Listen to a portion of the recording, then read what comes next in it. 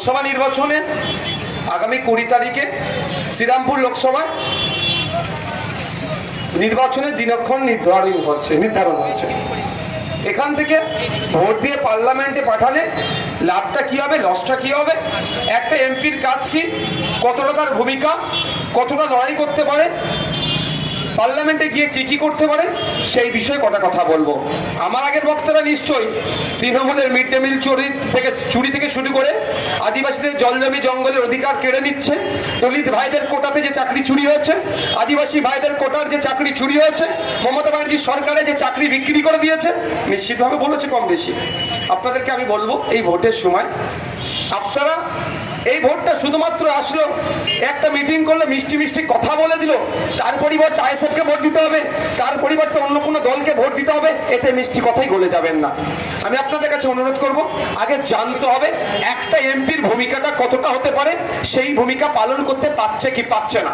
এখানকার যিনি বিদায়ী এমপি, বর্তমান তৃণমূল কংগ্রেসের এমপি, যিনি বর্তমান তৃণমূল কংগ্রেসের তিনি প্রার্থী, তো তার ভূমিকা, তার পারফর্ম বিধান লোকসভার মধ্যে কি করেছে আগে আমাদের জানা দরকার। আর একটা এমপির কাজটা কি, বন্ধুগণ যারা উপস্থিত হয়েছেন, মাইকের আওয়াজ যাচ্ছে, তারা শুনতে পাচ্ছেন। সর্বপ্রথম আমরা যেটা মনে করি, তিনটে গুরুত্বপূর্ণ কাজ একটা এমপির কাছ থেকে আমরা আশা করব। প্রথম কাজ, যে এমপি নির্বাচিত হয়ে পার্লামেন্টে যাবে, সে পার্লামেন্টে গিয়ে তার নির্বাচনী ক্ষেত্রের যে সমস্ত সমস্যাগুলো আছে সেইগুলো উত্থাপন করবে। যেমন শ্রীরামপুর থেকে শুরু করে জাঙ্গিপাড়া, ওইদিকে বরগেছিয়া থেকে শুরু করে জগৎবল্লভপুর আপ টু ডোমজুর পর্যন্ত, এই যে 7টা লোকসভার 7টা বিধানসভার মানুষের, একটা বিধানসভার মানুষের এক এক রকম চাহিদা আছে, এক এক রকম সমস্যা আছে। এই সমস্যাগুলোকে নোট ডাউন করে পার্লামেন্টে গিয়ে বলবে যে আমি শ্রীরামপুরের এমপি, আমার এই লোকসভার মধ্যে এই সমস্যাগুলো আছে, এইগুলো সমাধান করতে হবে। কিন্তু দুঃখের বিষয়, যাকে আমরা 3 বার হ্যাট্রিক করিয়ে পার্লামেন্টে পাঠালাম, সেই ব্যর্থ এমপি সে কোনো কথা বলেনি। শুনুন, আপনাদের বলে রাখি, আমি চলে যাবার পরে তৃণমূলের বন্ধুরা হয়তো এখানে মাইক লাগিয়ে 2-1 দিনের মধ্যে মিটিং করতে পারে, মিটিং করে আমাদেরকে কাউন্টার করতে পারে। আমি সেই তৃণমূলের বন্ধুদেরকে কাউন্টারের আগে আপনাদের বলে যাই কয়েকটা কথা। পার্লামেন্ট টিভি আছে, পার্লামেন্ট টিভিটা কি, একজন এমপি পার্লামেন্টের মধ্যে কি পারফর্ম করছে, কতটা কথা বলছে, কি করছেন, তার নির্বাচনী ক্ষেত্রে কতটা কথা বলছেন, কি কেউ বসে বসে ওখানে ঘুমিয়ে পড়লো, সেটা ওখানে রেকর্ড হয়ে যায়। এখন পার্লামেন্ট টিভিকে আপডেট করে দিয়েছে ইউটিউবে, তো আপনারা ইউটিউবে গিয়ে সার্চ করলে পাবে যে আপনার এমপি পার্লামেন্টে কতটা কথা বলেছে। খোঁজ নিলে দেখা যাবে এই 3 বারের এমপি তথা 15 বছরের এমপি, ব্যর্থ এমপি, পার্লামেন্টে গিয়ে জনগণের কথা সেই অর্থে বলেনি। করেছে কি, উপরাষ্ট্রপতিকে নিয়ে খিল্লি করেছে আর খিচিমেরি ফটো করেছে, মানুষের কথা তিনি বলেননি। আমি ক্ষমা চেয়ে নিচ্ছি, দোকানদার বন্ধুদের একটু ব্যবসায়িক সমস্যা হচ্ছে, আমাকে ক্ষমার নজরে দেখবেন। তবে একটা কথা বলতে পারি, দোকানদার বন্ধুরা যদি আগামী দিনে আমাদের সুযোগ দেয়, এই আপনাদের কাছে বলে যায়, এই দোকানের সামনে এসে দাদা আসবে, দিদি আসবে, 5000 টাকার বিল ধরিয়ে দিয়ে, 1000 টাকার বিল ধরিয়ে দিয়ে, হার্ডওয়ার্স আছে 5000 বিল, চপের দোকান এর নামে 500 বিল, ভ্যারাইটিস আছে এর দোকানে 500 বিল, এই যে বিল ধরিয়ে দিয়ে তোলাটা তুলছে তৃণমূলী বন্ধুরা, সেটাকে আমরা বন্ধ করে দেবো।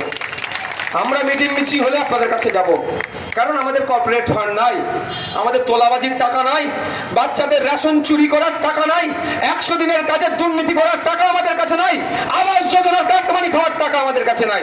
আপনাদের টাকা যে চাইবো, খুশি মনে 10-5 টাকা 10 টাকা 20 টাকা যা দেবেন, সেটা নিয়ে আমরা রাজনীতি করব। কিন্তু দোকানের সামনে এসে যেবারে মিথ্যে কালেকশন, বড় কাপড়ের দোকান লাগিয়ে দাও 5000, ওটা আমরা করবো না, এটা দায়িত্ব নিয়ে বলছি। এই তোলাবাজি আমরা বন্ধ করব। তাই স্বল্প সময় আপনাদের অসুবিধা হচ্ছে, একটু আমাদেরকে ক্ষমার নজরে দেখবেন।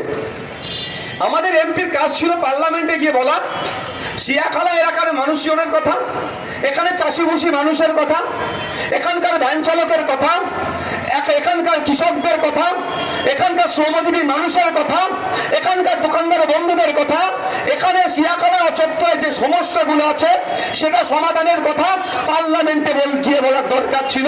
যতটা শ্রীরামপুর লোকসভার মধ্যে পড়ছে সেই কথাটা সর্বপ্রথম বলবে, তারপরে টোটাল এলাকার কথা বলার তারও রাইট আছে। কিন্তু দুঃখের বিষয়, সে কাজ তিনি করেননি। পার্লামেন্টে গিয়ে বলার দরকার ছিল রেলওয়ে মিনিস্টারকে যে ফুরফুরা শরীফে শুধুমাত্র রেল দিলে হবে না, রেল তো হয়নি, রেল যাতে হয়ে এটা এক্সটেন্ড হয়ে 8 ফুট পর্যন্ত যায়। কেন ফুলপুরাশুর একটা ধর্মস্থান, তীর্থস্থান, 8 ফুট একটা তীর্থস্থান, দুটো তীর্থস্থানের মিলন ঘটলে সম্প্রীতির বার্তা যাবে, ঐক্যের বার্তা যাবে। রেলটাকে এক্সটেন্ড করে শুধু ফুলপুরাশুর নয় 8 ফুট অব্দি পৌঁছে দেওয়া দরকার, এই দাবিটা তোলার দরকার ছিল। কিন্তু অপদার্থ বলবো না তো কি বলবো, দায়িত্ব দিয়েছিলেন আপনারা, পালন করেনি, তো অপদার্থই বলবো, ব্যর্থ বলবো। ব্যর্থ এমপি সে কাজ করেনি। তার পরিবর্তে কে বিরোধী দল করছে, পুলিশকে দিয়ে ধমকাবো চন্দ্রবাবু কি করে, বিরোধী দলের প্রোগ্রাম কিভাবে বাতিল করব, পুলিশকে দিয়ে সে কাজে লাগাচ্ছে। তাই বন্ধুগণ যারা উপস্থিত হয়েছেন, মাইকের আওয়াজ যাচ্ছে, আমি প্রত্যেকের কাছে অনুরোধ করছি একটু ভাববেন। আজকে 15 বছর ধরে দাদা জিন্দাবাদ দিদি জিন্দাবাদ করে পার্লামেন্টে পাঠালেন, আপনারা তো জিন্দাবাদ লাগালেন, কল্যাণ বাবুর নামে জয়ধ্বনি তো দিলেন। কল্যাণ বাবু আপনার হয়ে কটা কথা বলেছে। এখানে বাজারের মানুষ উপস্থিত আছেন, আমাদের শ্রোতা বন্ধুরা আছেন, রাস্তার ওপারে যারা আছেন, সবার উদ্দেশ্যে বলছি আজকে বাড়ি ফিরে যান। তার আগে বলবো এখানে যারা আছেন, কতজনের ছেলে মেয়ে বেসরকারি স্কুলে পড়ে একটু হাত তুলবেন। সরকারি স্কুলে যারা পড়ে বা তাদের বলছি না, বেসরকারি স্কুলে আমি যদি সহজ ভাষাই বলি, কেজি স্কুল বা টাকা দিয়ে কতজনের ছেলে মেয়েরা পড়ে। এখানে একজন, আরে দুজন, তিনজন, চারজন, এখানে 5 জন, ওপারে থাকলে বলবেন এত মানুষ আছে, এর মধ্যে 5 জন কি 7 জন, ম্যাক্সিমাম 10 জনের ছেলে মেয়েরা কোথায় পড়ে, ও টাকা দিয়ে বেসরকারি স্কুলে। বাকি আমরা এখানে যতজন আছি এবং শিয়াখালা বাজারে যারা তৃণমূল করে ওই বুথের নেতাগুলোকে খোঁজ নিয়ে দেখুন, ওদের বাচ্চাগুলোও কিন্তু সরকারি স্কুলে পড়ে। আজকে বাড়ি চলে যাবেন, শিয়াখালা তৃণমূলের আমার বন্ধুরা যারা আমাদের বক্তব্য শুনছেন, শোনার চেষ্টা করছেন বা মিডিয়ার মাধ্যমে শুনবেন, তাদের উদ্দেশ্য বলছি আজকে বাড়ি যাবেন, আপনার বাড়ির ক্লাস 4 এর বাচ্চা, ক্লাস 5 এর বাচ্চা, ক্লাস 6 এর বাচ্চাটাকে ডাকবেন, দেখে বলবেন বাবু 6 এ পড়ে, তুই ইংলিশে তোর নাম লেখ, তোর বাবার নাম লেখ, তোর মায়ের নাম লেখ, কোন স্কুলে পড়িস আর ঠিকানাটা লেখ। দেখবেন আশিস বাবুর নামে তো জিন্দাবাদ লাগাচ্ছেন, ওইদিকে আপনার কি আছে গো, বাচ্চা বাবুর নামে জিন্দাবাদ লাগাচ্ছেন। আমি বিরোধী করছি না, আপনি কার নামে জিন্দাবাদ লাগাবেন সেটা আপনার এখতিয়ার, গণতান্ত্রিক অধিকার আপনার, এটাই আপনার রাইট আছে, আপনি লাগাতে পারেন।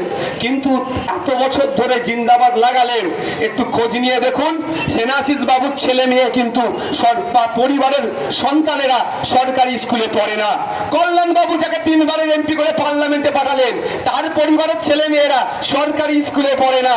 এখানে বাচ্চা বাবুর পরিবারের যারা আছেন তাদের ছেলে মেয়েরা সরকারি স্কুলে পড়ে না। সরকারি স্কুলে কারা পড়ছে, এই যারা দাদা জিন্দাবাদ দিদি জিন্দাবাদ করছেন। আর আপনাদের ছেলেগুলোকে আজকে বাড়ি যাবেন, চেক করে দেখে নেবেন, যদি আমি ভুল হই, এখান থেকে 5 কিলোমিটার দূর আমার বাড়ি, কালকে এই রাস্তা সেই চৌমাথা থেকে কালকে সকাল 8টার দিকে যাব, আমি ভুল বললে সকালে দাঁড়াবেন, আমাকে বলে দেবেন, আমি বক্তব্য এটা বন্ধ করে দেবার করবো না। বাড়ি যাবেন, ওই ক্লাস 5-6 এর বাচ্চাকে অঙ্কের বইটা খুলে দেবেন, গণিতের বইটা খুলে দিয়ে বলবেন বাবু একটু অঙ্কটা করত। আপনারা দেখবেন, মিলিয়ে নেবেন এই কল্যাণ ব্যানার্জিরা যারা উন্নয়নের ছোঁয়াতে আজকে দেবত্ব সম্পত্তিগুলো বিক্রি হয়ে যাচ্ছে, যাদের উন্নয়নের ছোঁয়াতে হস্তান্তর যোগ্য নয় যে সম্পত্তি সেটাও বিক্রি করে দিচ্ছে।